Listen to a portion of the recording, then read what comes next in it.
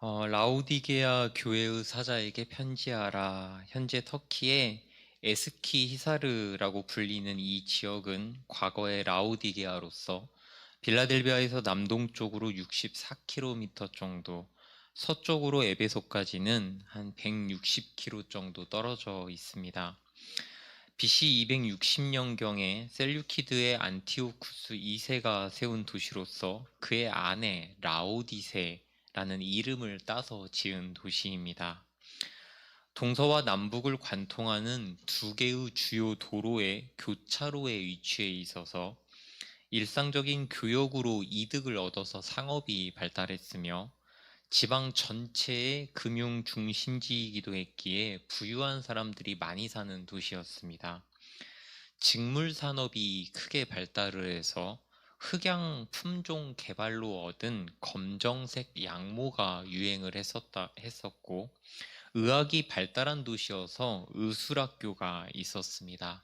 그러나 이 도시의 치명적인 약점은 물 공급이 부족했다는 점이었습니다.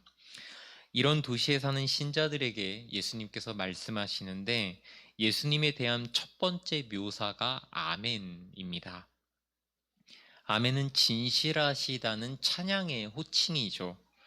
이것은 구약에서 진리의 하나님에게만 사용되던 표현으로서 진실하고 확실한 그리스도의 성품을 표현하는 단어입니다. 이 표현 안에는 앞으로 예수님께서 하실 말씀들이 진실하고 확실하다라는 의미가 내포되어 있는 겁니다.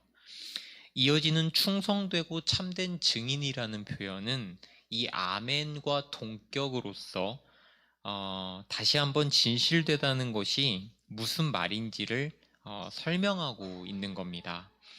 이것은 히브리어 아멘이라는 단어를 모르는 이방인 청중들을 위한 추가적인 설명으로 보입니다. 그는 충성된 참 증인이시기에 그가 약속하신 것은 반드시 이루신다는 어떤 확신을 우리에게 주기 위한 묘사입니다. 마지막으로 하나님 창조의 근본이라는 표현은 계시록 1장 5절을 보시면 또 충성된 증인으로 죽은 자들 가운데 먼저 나시고 땅의 임금들의 머리가 되신 예수 그리스도로 말미암아 충성된 증인으로 죽은 자들 가운데서 먼저 나신 예수님이 땅의 임금들의 머리가 되지 않으셨습니까? 그러니까 여기서 통치자는 히브리어로 아르콘으로 창조의 근본이라고 할 때 이 근본, 시작이라는 말의 아르케와 유사합니다. 그래서 하나님 창조의 근본이라는 말은 하나님 창조의 통치자라고 보는 것이 나중에 보좌에 앉아 만국을 심판하시는 그 예수님의 계시록의 이미지, 그 맥락과 더 맞아 보입니다. 그러니까 다시 말해서 약속한 것을 진실하시고 약속한 것을 반드시 이루시는 통치자께서 지금 우리에게 말씀하고 계신 겁니다. 내가 내 행위를 아노니 내가 차지도 아니하고 뜨겁지도 아니하도다. 내가 차든지 뜨겁든지 하기를 원하노라. 라우디게아 교회는 칭찬이 없이 책망부터 시작합니다. 여기서 아노니, 내가 너를 안다 라고 하는 이 표현은 여러분들이 저번에 들으셨던 것처럼 인정하는 표현이 아니라 내가 너의 상태를, 너의 마음을, 너의 중심을 안다, 인식한다라는 의미입니다. 그러면서 책망의 내용이 여러분이 많이 들으셔서 유명한 표현인데요. 내가 차지도 아니하고 뜨겁지도 아니하다. 내가 차든지 뜨겁든지 하기를 원한다. 이 내용입니다. 이전에 한국 기독교는 불같이 뜨거운 신앙을 강조했기 때문에 이 표현을 불붙는 뜨거운 신앙을 추구하라고 말해왔습니다만 이제는 이보다는 조금 더 깊은 이해가 필요하지 않나 싶습니다. 일단 이 표현은 당대의 도시 상황을 반영한 말일 수 있는데요. 제가 아까 이 도시의 치명적인 약점이 무엇이라고 했죠? 물 공급이 부족하다 했습니다. 그래서 라우디게아에는 약 10km, 라우디게아에서 10km 떨어진 데니질리 부근에 있던 이 샘으로부터 지금 보시는 바와 같이 직경 한 90cm 정도 돌로 된 관을 통해 물을 끌어다가 썼지만 이 라이커스 계곡으로 흘러들어오는 이 두 강이 있는데 이 강이 마르는 건기에는 이 물을 계속 끌어다 쓰기 어려웠습니다. 대중 목욕탕도 있었고 치료용으로도 물을 사용했는데 그렇게까지 사용하기에는 한참 부족했죠. 그래서 최근 발견된 대리석 비문에는 물 사용에 관한 법, 수도관과 배관을 손상시키는 자에게 내려지는 무거운 형벌 등이 기록된 그 비문이 발견되었습니다. 이런 것으로 보아 물이 굉장히 귀하고 중요한 도시였다라는 것을 알겠죠. 그래서 주변에 이 16km 정도 떨어진 골로새에서는 눈 덮인 높은 카드모스 산에서 흘러내려오는 차가운 물이 있었고, 북쪽으로 리쿠스 강을 건너서 제가 아까 건기에 마른다고 표현한 강이 리쿠스 강입니다. 이 강을 건너서 약 10km 떨어진 히에라폴리스, 현재 지명으로 파무칼레라고 불리거든요. 이 히에라폴리스에서는 약용으로 사용되는 뜨거운 석회수 온천물이 있었습니다. 그런데 이 차가운 골로새의 물이나 뜨거운 히에라폴리스의 물이 이 양측 물 역시 라오디게아에 도착할 때쯤이면은 당연히 미지근하게 변해 있을 수밖에 없었죠. 이런 도시적 배경에서 차지도 아니하고 뜨겁지도 아니하다라는 말이 나온 것입니다.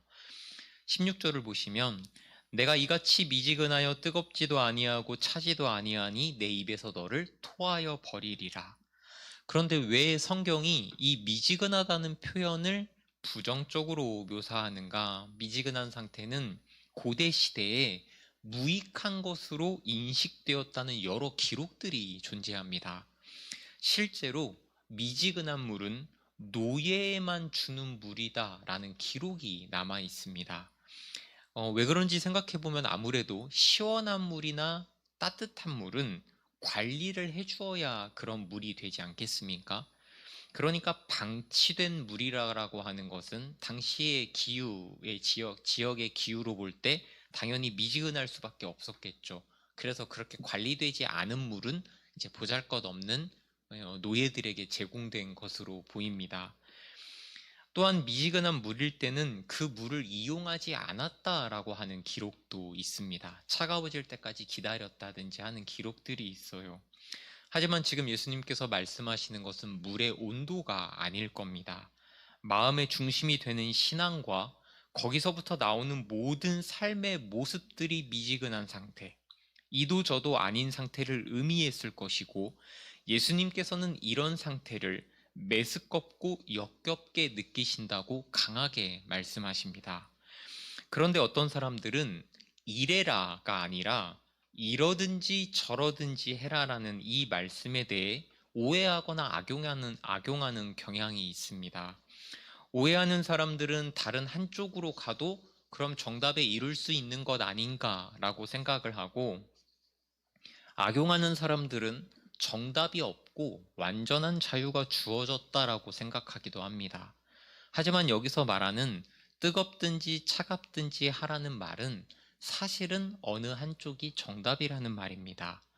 하지만 스스로가 정답으로 가지를 않고 사실상 중간에 머물러 있으면서 스스로는 정답에 가 있다고 여기는 상황, 그 상황을 강하게 질책하시는 겁니다.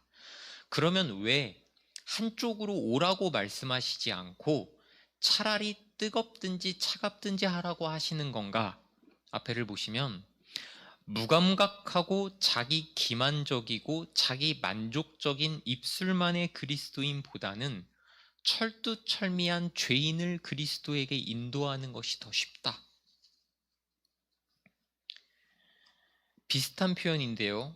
기독교를 입으로 고백하면서 그 불길에 영향을 받지 않는 것은 비극 중의 비극이며, 복음에 대해 무관심한 것보다 차라리 적대적인 것이 다소의 사울처럼 회심하기 더 쉽다. 이런 말들을 보시면 아시겠지만 착각하고 이쪽에 있는 것보다 차라리 저쪽에 있는 것이 낫습니다. 아프면 병원에 가서 치료를 해야 합니다. 그런데 자신이 아프다고 인정하면서도 병원에 가지를 않으면 나을 길이 없습니다. 그 경우 차라리 병을 몰랐다면 나중에 병을 알게 될 경우 병원에 갈 여지라도 있지 않습니까? 그런데도 병원에 다녀왔다고 착각하거나 병이 나았다고 착각하거나 이 경우에는 답이 없어요. 지금 그 말을 하고 있는 겁니다. 너는 정답과 진리 위를 걸어가고 있지 않으면서 왜 걷고 있다고 착각하느냐? 그런데 사람들이 사실 이 미지근한 상태에 머물러 있는, 이러지도 않고 저러지도 않는 이유가 있죠. 여러분들은 어느 때 현상을 유지하고 싶어 하십니까? 편할 때, 만족할 때 그러합니다. 17절. 내가 말하기를 나는 부자라 부요하여, 부자라 부요하여 라는 표현을 다시 번역하면 부유하며 풍족해 왔고 필요한 것이 없다 하나 내 비참한 것과 가련한 것과 가난한 것과 눈먼 것과 벌거벗은 것을 알지 못하는도다. 도시가 경제적으로 어떻다고 했죠? 교차로에 위치해서 일상적인 교역으로 이득을 얻어 상업이 발달했고 지방 전체의 금융 중심지라서 부유한 사람들이 많이 사는 도시였다 말씀드렸습니다. 얼마나 부자였냐면 주 61년 지진으로 막대한 피해를 입었을 때에 로마 정부가 그 지진을 입은 도시들을 다 후원하고 돌보아 줍니다. 실제로 그 후원에 감사하는 14개 도시들의 이름이 새겨진 비문이 발견되었습니다. 그런데 이 비문에 라오디게아의 이름은 없습니다. 로마의 도움을 공식적으로 거절했습니다. 왜요? 자신들이 돈이 너무나 많았거든요. 기록에 따르면 부유한 일부 시민들이 공공 건물들의 후원을 위해서 오늘날의 화폐 가치로 수십억 원을 냈다는 기록들이 발견되었고 한 비문에는 스스로의 힘이라는 표현이 4번이나 등장합니다. 스스로의 힘으로 개인 재산으로 이러한 일들을 했다. 이런 기록들이 남아 있습니다. 그러니까 배부른 상태에서 무엇이 더 필요하겠습니까? 이런 도시의 환경이라면 이 도시 안에 있는 교회 공동체 역시도 그 부유함에 물들었을 겁니다. 부와 건강을 복이라고 생각하는 환경에서는 그것들이 갖추어지면 사람들은 더 무언가를 추구하려고 하지 않는 법입니다. 그래서 많은 이들이 당시의 라오디게아 교회를 오늘날의 한국 교회와 비교합니다. 우리가 믿는 데에 공적인 핍박이 있습니까? 어려움이 있습니까? 교회가 재정이 모자라 굶어 죽습니까? 아닙니다. 늘 서로를 비교하고 살아가니까 그렇지 사실 정직하게 보자면 역사상 어느 시대 때보다도 교회의 재물이 넘쳐납니다. 풍요로운 사회 속에 있는 풍요로운 교회는 그래서 거짓된 안전에 빠져 삽니다. 교회가 부족함이 없다라고 하는 말은 더 필요하지 않다는 말입니다. 무언가를 더 구하지는 않는다는 말입니다. 이 사회의 부요함이 신자들의 마음 상태도 물들여서 부요함이라는 개념에 사로잡히게 만들었습니다. 우리는 이처럼 환경에 완전하게 지배당해 사는 존재입니다. 우리는 늘 저장하기에 바쁩니다. 여기에 온 열정을 다 쏟고 인생의 목표를 오직 이것으로만 삼습니다. 여러분이 그런 시대를 살아가고 있습니다. 그런데 우리가 저장하려고 평생 노력하고 땀 흘리는 그 모든 것이 사실은 허망한 것입니다. 우리가 인생을 다 쏟을 주제나 목적이 될 수 없는 것인데도 불구하고 우리가 잘못 선택한 겁니다. 허망한 것에 인생의 목적을 두고 삶을 온전하게 낭비하고 있는 겁니다. 한번 생각해 봅시다. 여러분이 왜 세상의 돈에, 재정에 목을 매며 살아갈까요? 쉽게 얻을 수 없는 것이라서 그렇습니다. 공기나 물을 얻으려고 노력하는 사람은 많지 않습니다. 쉽게 얻을 수 없는 것이어서 여러분이 매달리는 것이고 동시에 나의 존재를 지탱하게 해주는 것이라고 생각하기에 여러분들이 재물에 매달리는 겁니다. 그런데 한번 보십시다. 말씀을. 곡식과 새 포도주와 기름은 내가 그에게 준 것이요 그들이 바알을 위하여 쓴 은과 금도 내가 그에게 더하여 준 것이거늘 그가 알지 못하도다. 그러므로 곡식이 익을 무렵에 내가 그것을 빼앗고 포도주가 마시들 무렵에 쏟아버리리라. 몸을 가렸던 양털과 모시옷을 벗겨버리리라. 호세아서 말씀을 보시면 무엇이 강조됩니까? 내 거다, 내 거다, 다 내 거다 라고 하나님께서 말씀하십니다. 곡식도, 새 포도주도, 은도, 금도, 양털도, 삶도 모든 것이 다 내 것이라고 세상의 주인이신 하나님께서 말씀하십니다. 그러니까 우리는 그분의 자녀로서 필요한 것을 요청하면 되는데 그것을 믿지를 못하니까 우리 힘으로 벌어서 저장해 놓으려고 합니다. 그런데 문제는 그 일에 온 내 인생을 다 바친다는 데 있습니다. 인생을 그렇게 살다가 가는 것은 비참하고 불쌍한 겁니다. 17절을 다시 보시면 내 곤고한 것이라는 표현은 비참한 것이라는 표현입니다. 내 비참한 것과 불쌍한 것과. 여러분 정말 재물이 쉽게 얻을 수 없는 겁니까? 하나님께 의지하면 사실 쉽게 얻을 수 있는 겁니다. 그래서 신자는 돈 벌다 죽는 것이 목표여서는 안 되는 존재입니다. 쉽게 얻을 수 없는 것 그리고 동시에 나의 존재를 지탱하게 해주기에 우리가 매달린다고 했죠. 앞에를 보시면 내가 내 영혼에게 이르되 영혼아 여러 해 쓸 물건을 많이 쌓아두었으니 평안히 쉬고 먹고 마시고 즐거워하자. 온 인류가 이 시대에 추구하는 인생의 목적이자 방향성이죠. 그런데 다음 절을 보시면 하나님이 이르시되 어리석은 자여 오늘 밤에 내 영혼을 도로 찾으리니 그러면 네가 준비한 것이 누구의 것이 되겠느냐? 여러 해 쓸 물건을 저장하는 것이 정말 나의 존재를 지탱하게 해주는 겁니까? 아니면 나의 영혼을 보호하시고 지키시는 하나님을 의지하며 사는 것이 내 존재를 지탱하는 것입니까? 대체 내 존재를 지탱해 주는 것이 무엇이라고 생각하시기에 이 허망한 것에 매여 사십니까? 재산과 명성은 바닷물과 같아서 마실수록 목이 마르다. 하나님을 전혀 알지 못하는 무신론자도 이것이 끊임없는 허망한 욕심이라는 것을 알고 있습니다.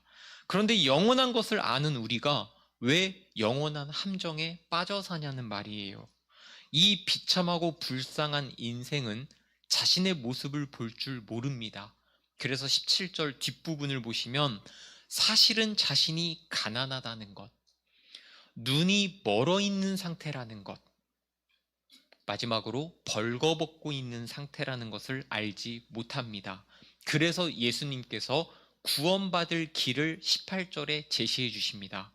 내가 너를 권하노니 내게서 불로 연단한 금을 사서 부요하게 하고 흰옷을 사서 입어 너의 벌거벗은 수치를 보이지 않게 하고 안약을 사서 너의 두 눈에 발라 보게 하라.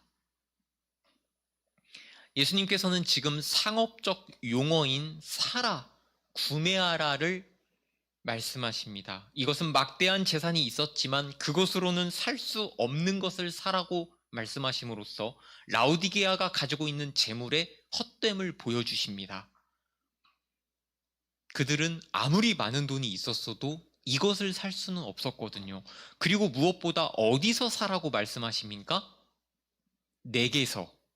우리는 이 대목에서 우리에게 정말 필요한 무언가를 주실 수 있는 분은 오직 한 분밖에 없다는 사실을 다시 한번 마음에 새깁니다. 지금까지 여러분이 스스로를 의존하고 살았다면 이제는 그 마음을 내려놓고 그리스도를 온전하게 의존해야 할 때입니다. 예수님께서 자신에게 사라고 하시는 세 가지 중 첫 번째 것이 무엇입니까? 불로 연단한 금을 사라. 금은 재물을 상징하죠. 재물이 넉넉했던 라오디게아 신자들에게 진짜 부요한 금이 무엇인지를 말씀하시는 겁니다. 그냥 금이 아니라 불로 연단한 금을 말씀하십니다. 이 금이 무엇입니까? 합금이 아니라 정금입니다. 정금은 그냥 만들어지지 않죠. 여러분도 아는 너무 유명한 말씀이 있죠? 그러나 내가 가는 길을 그가 아시나니 그가 나를 단련하신 후에는 내가 순금같이 되어 나오리라. 오랜 시간 연단을 거쳐야 합니다. 그 과정은 굉장한 고통과 고난을 수반합니다. 하지만 그 과정을 거쳐야 우리 삶이 정결케 된다는 것을 우리가 알고 있습니다. 그렇게 해서 우리가 얻는 것이 무엇입니까? 베드로전서 말씀, 너희 믿음의 확실함은 불로 연단하여도 없어질 금보다 더 귀하여 예수 그리스도께서 나타나실 때에 칭찬과 영광과 존귀를 얻게 될 것이니라. 우리가 평생 추구해야 할 것이 무엇입니까? 금이 아닙니다. 단련을 거쳐서 만들어지는 순수한 믿음, 확실한 믿음, 이것이 우리 인생 마지막에 남아야 됩니다. 그런데 우리가 왜 금을 추구합니까? 가난이 두려워서 그래요. 이 땅만 살려고 그렇습니다. 그런데 가난이라고 하는 것이 무엇입니까? 제가 예전에 말씀드렸듯이 사막에서는 물이 없는 사람이 가장 가난한 사람입니다. 추운 곳에서는 옷이 없는 사람이 가장 가난한 사람이에요. 가난이란 그래서 절대적인 양의 문제가 아니라 반드시 필요한 것이 부재한 상태가 바로 가난의 상태입니다. 만일 마지막 날, 그날이 정말 온다면, 있다면 그날에 우리에게 가장 필요한 것이 무엇이겠습니까? 금이 아니라 연단을 거쳐 만들어진 순수하고 확실한 믿음입니다. 뭐라고요? 연단을 거쳐 만들어진 순수하고 확실한 믿음. 예수님은 이것을 사라고 말씀하시는 겁니다. 두 번째로, 흰옷을 사서 입어 너의 벌거벗은 수치를 보이지 않게 하고, 지금 이 앞에도 보셨겠지만 너의라는 단어들이 다 빠져 있거든요. 너의 벌거벗은 수치를 보이지 않게 하고, 지금 라오디게아 신자들의 모습이 어떠하다고 말씀하십니까? 벌거벗은 상태, 다시 말해서 수치스러운 상태라고 말씀하십니다. 우리는 실제로 아무것도 입고 있지 않을 수 있어요. 그럼에도 수치가 무엇인지도 몰라서 그러고 있는 상태일 수 있습니다. 제 막내 아들이 학교에 들어갔는데 학교 화장실에서 집에서 하는 것처럼 엉덩이를 다 내리고 볼일을 보다가 선생님이 그 모습을 보고 연락을 주셨습니다. 그래서 아이에게 조금만 내리고 볼일을 봐라 이렇게 말을 했는데, 왜? 그래야 편해 이렇게 대답을 하더군요. 이 아이는 사회적인 수치를 모르는 거죠. 아직. 얘는 그래도 됩니다. 그런데 우리는 안 됩니다. 우리의 자만과 우리의 열등감과 우리의 상처가 우리 눈을 가리고 있어서 우리는 정말 수치스러운 것이 무엇인지를 모르고 있어요. 우리는 오늘 이 세속적인 모든 생각들과 상처들과 아픔들을 다 버리고 예수님께 흰 옷, 정결한 옷, 거룩한 옷을 사서 입어야 합니다.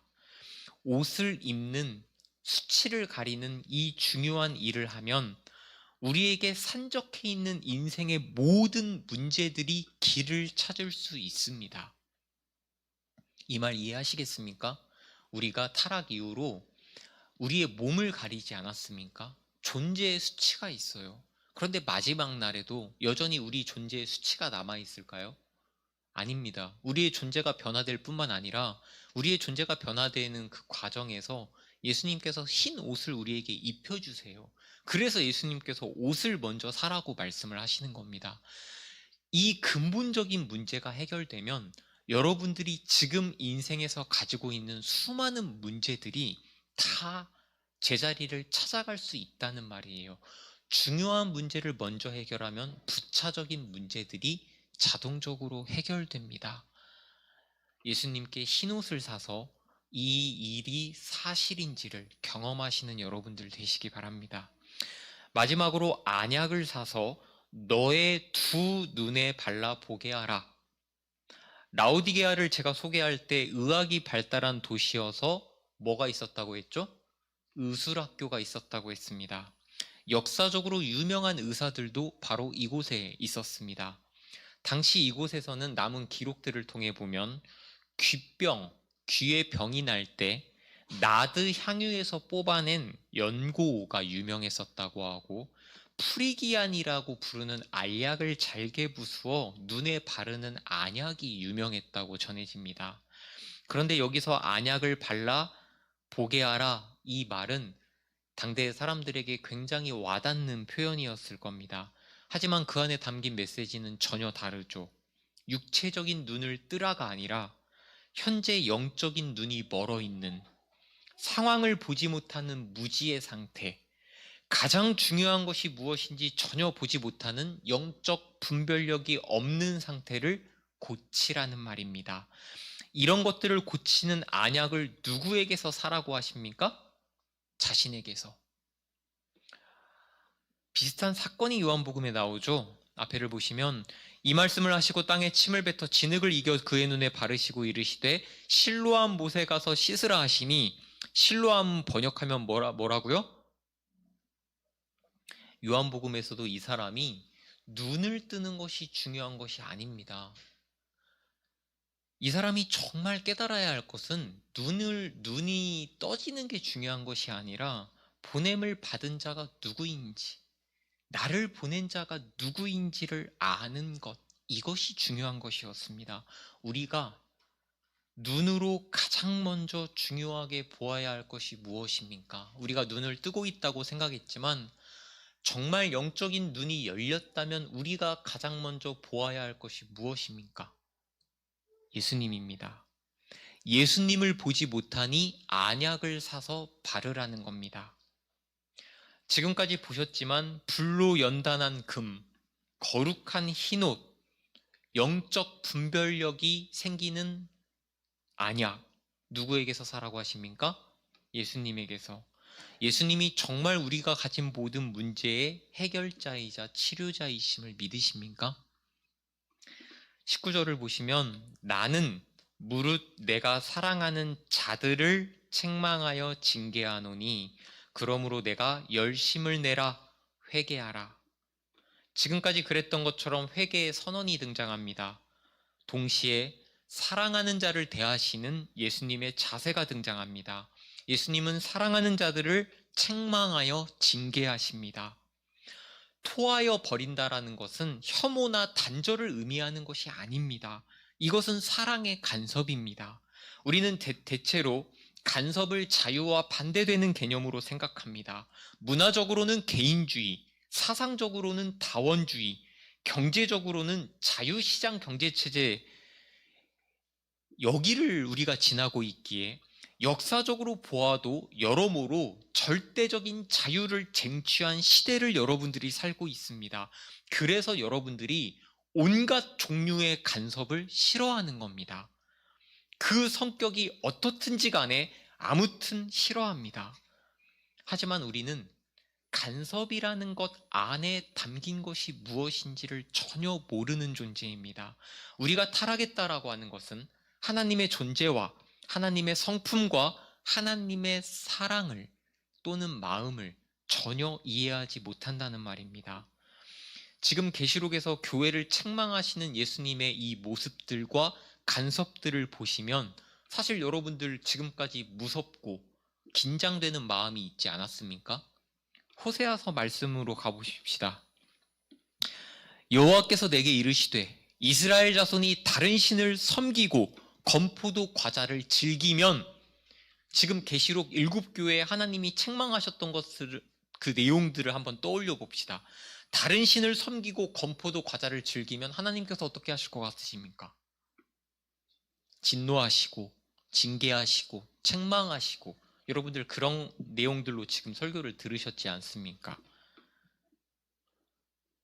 여호와께서 내게 이르시되 이스라엘 자손이 다른 신을 섬기고 건포도 과자를 즐기면이 아니라 즐길지라도 여호와가 그들을 사랑하나니 너는 또 가서 타인의 사랑을 받아 음녀가 된 그 여자를 사랑하라.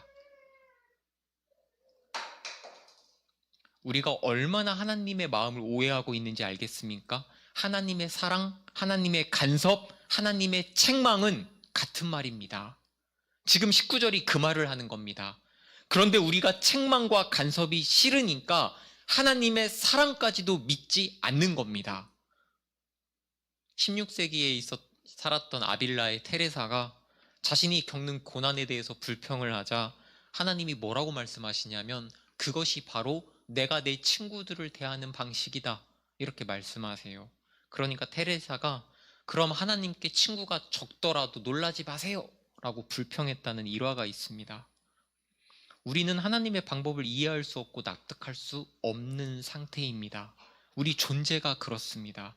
그래서 말씀으로 이해해야 하는 겁니다. 지금 예수님께서 사랑하는 자들을 어떻게 대하신다고 말씀하십니까? 사랑하는 자를 책망하고 징계한다라고 말씀하세요.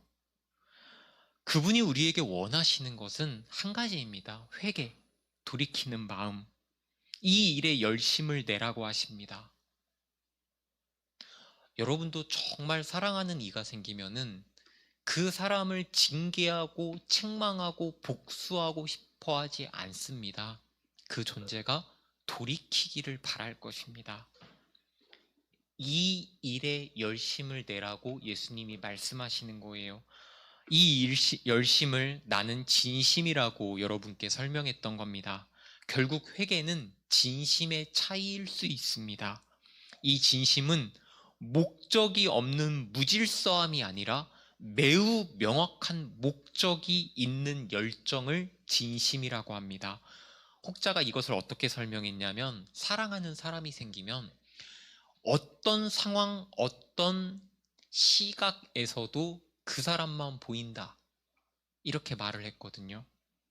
매우 명확한 목적이 있는 열정이란 이런 겁니다.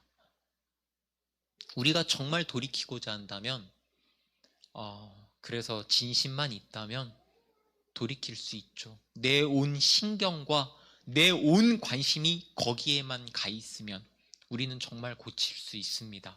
돌이킬 수 있습니다. 그런데 회개가 쉽습니까?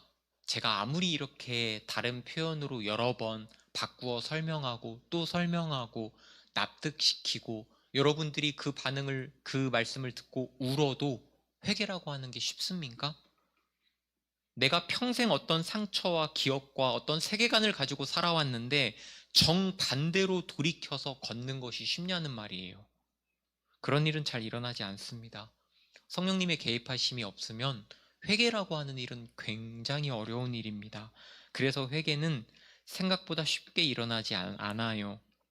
그래서 20절은 19절에서 말씀하시는 회개와 이어지는 현재적 회개로의 초대입니다. 볼지어다 내가 문 밖에 서서 두드리노니 누구든지 내 음성을 듣고 문을 열면 내가 그에게로 들어가 그와 더불어 먹고 그는 나와 더불어 먹으리라. 우리가 못하니까 예수님께서 찾아오십니다.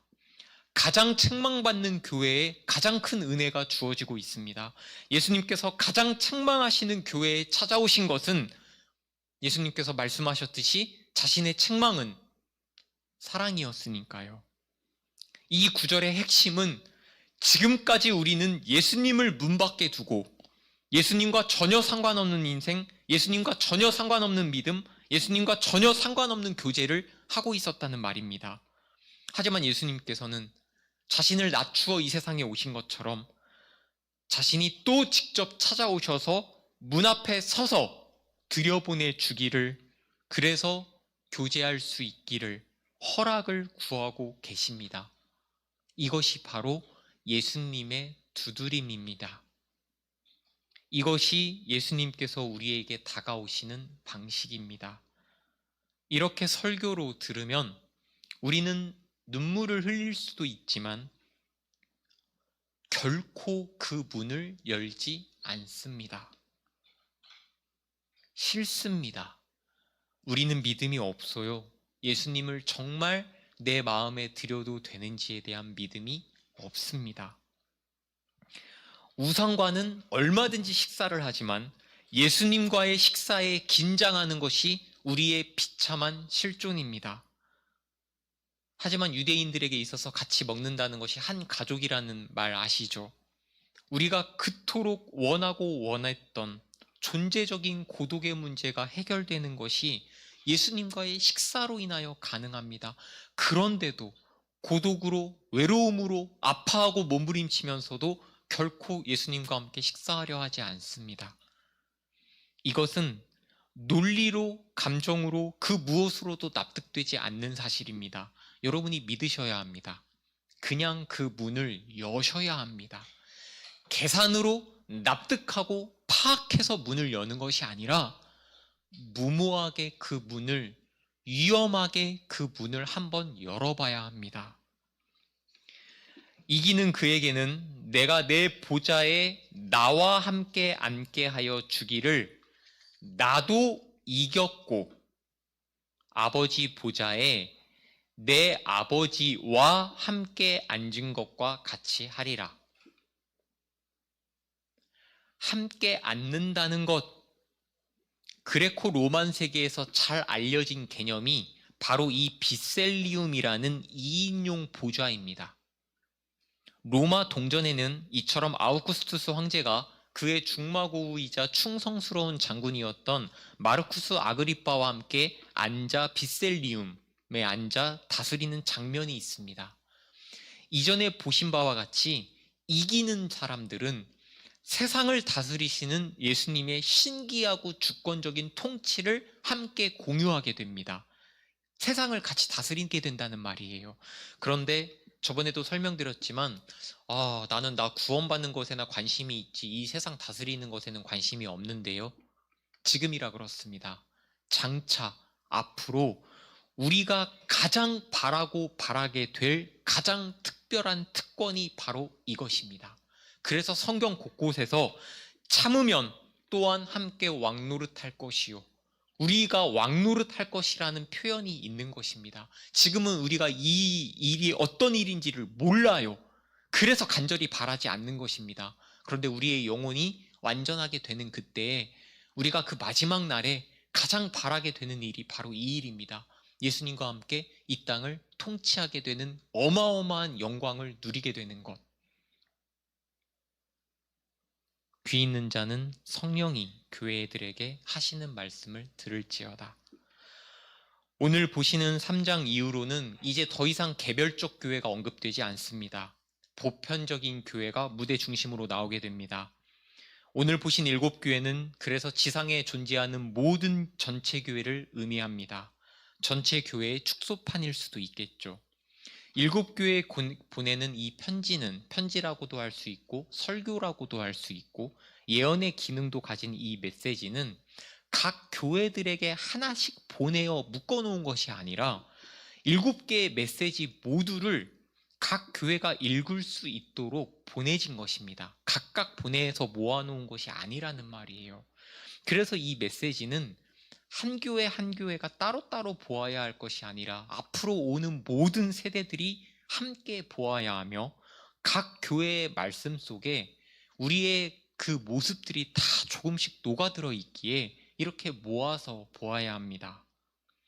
이 세상에 있는 교회는 여러분들이 보셨다시피 여전히 죄와 투쟁하며 살아가는 연약한 교회입니다. 그래서 교회들이 많이 책망받았고 회개하라는 요청을 받은 겁니다. 그런데 우리는 결국 승리하게 될 것인데 그때까지 우리를 공격하는 영적 세력과의 싸움이 있기에 우리는 세상에서 영적으로 전투하는 교회로서 남아 있습니다. 라오디게아는 자신들이 싸우고 있다는 생각이 없었어요. 그래서 책망을 크게 받은 것입니다. 교회가 어떻게 존재하고 있다고요? 이 세상에서 영적으로 전투 중인 교회입니다. 지금 휴전의 상태에 있는 우리가 사실은 휴전의 상태를 알지 못해서 그 전에 전쟁의 상황도 우리가 겪어보지 못해서 방심하고 있듯이 우리 한국의 모든 그리스도인들은 사실 우리가 전쟁 중인 교회임을 잊어버리고 있습니다. 하지만 우리는 이 모든 전투에서 결국 이길 것이고 그에 상응하는 보상을 받게 될 것입니다. 교회가 궁극적으로 이기는 자가 될 수 있는 것은 이미 이기신 예수 그리스도 때문입니다. 오늘 여러분들은 이 말씀을 들으셨습니다. 사랑하는 자에게 하시는 이 말씀 앞에서 무거운 책임과 회개에 대한 결심과 이기는 자에 대한 희망을 가지고 다시 일어서실 수 있기를, 이 말씀이 우리의 삶을 바꾸어 놓기를 기대합니다. 오늘 말씀 가지고 기도하겠습니다. 하나님, 우리 교회에도 경고하시는 말씀을 듣기를 원합니다. 우리가 깨어서 그 말씀을 듣고 돌이키게 하시옵소서. 우리도 연약한 수많은 교회 중 하나입니다. 얼마나 많은 잘못과 오류를 범하겠습니까? 의심하면서 가겠습니다. 두드리면서 가겠습니다. 하나님께서 우리 공동체를 귀하게 사용하셔서 온 세상을 뒤흔드는 영적인 첫 파도가 되게 하여 주시옵소서. 이를 위하여 가장 그 일에 어울리지 않는 나를 사용하여 주시옵소서. 우리 다 같이 기도하겠습니다. 하나님 아버지, 우리가 하나님을 사랑합니다. 늘 하나님과 반대편으로 걷지만 그래도 하나님밖에 없음을 우리가 잘 압니다. 우리의 모든 아픔과 슬픔과 상처와 욕망을 아시는 하나님께 결국 의지할 수밖에 없음을 우리가 압니다. 우리가 힘들고 어려울수록 더 힘드실 당신을 생각하게 됩니다. 나는 여전히 쓰임에 합당하지 못한 그릇이지만 당신은 토기장이시오니 나를 깨시고 다시 빚으사 당신의 쓰임에 받게 지으시옵소서. 세상을 바꾸어 주시고 하나님의 나라가 도래하길 원하오니 세계 만방에, 인류의 역사에 우리 공동체가 마중물이 되게 하여 주시옵소서. 말씀을 듣고 기도하는 우리의 마음의 결단과 변화로서 하나님만이 오직 영광받아 주시옵소서. 감사드리며 예수님의 이름으로 기도드립니다. 아멘.